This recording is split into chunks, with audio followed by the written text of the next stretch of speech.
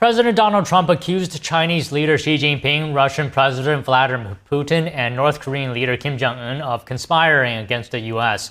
Joining us now to discuss is Bill Walton, political analyst and host of The Bill Walton Show. So first of all, good afternoon, Bill. Can I ask you, what is your take on the president's statement that these countries are conspiring against the U.S.?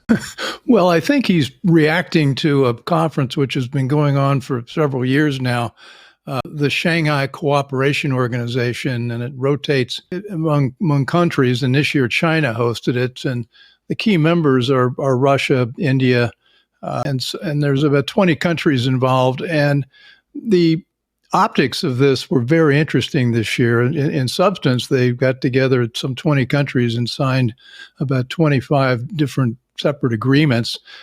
But there was one optic in particular that stuck out, which was that Prime Modi of India was seen walking hand in hand with Putin of Russia, obviously, to join a conversation with President Xi of China. And the three of them sat there and warmly chatted as if they were a cocktail party in the Hamptons. I mean, it was a very, very, very, very big deal. And, Donald Trump takes in a lot of information from watching the visuals, watching video. He was a reality TV star.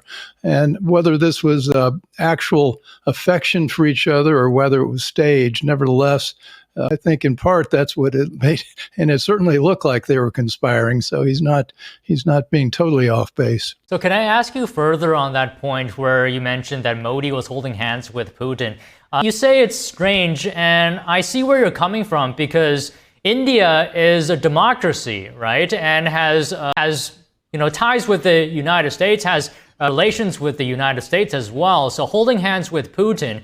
And then President Trump also commented on this, saying perhaps India is lost to these countries. Can you comment further on that? Well, I think this was a retaliation for Donald Trump putting 50% tariffs on India. And, India's been moving closer to the U.S. in recent years, and we've been making a lot of progress. And yet the tariff regime, which President Trump has introduced, has rearranged the deck chairs in many cases. And that's certainly the case with India. Now, we're talking about optics. We're not talking about permanent interest. And yes, China has a 1.4 billion population. So does India and China both have about a 1.4 billion population.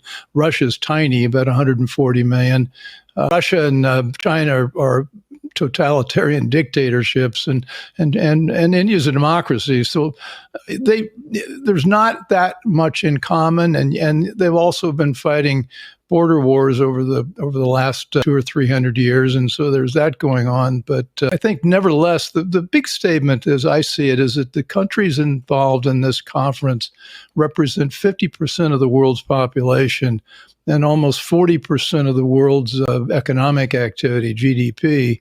And the statement here was that they're stating that there's going to be a multipolar world and not a unipolar world dominated by the United States and the EU. And if they wanted to make their point, I think this conference did that very well. Now, Bill, after that parade in China, President Donald Trump directed the Pentagon to be ready to deter China. I'm not saying these two events are connected, but he did say this after the military parade in China, specifically deterring China in the Indo-Pacific. Why do you think the U.S. is openly now saying this? Well, because President Xi of China openly showed a triad of nuclear weapons, that's submarines, air and land-based missiles, and the parade could not have been more aggressive and impressive in terms of what armaments China's been assembling over the years. And this was deliberately aimed at Donald Trump. They know he likes to watch these things, and in fact, he did watch the parade. And I think,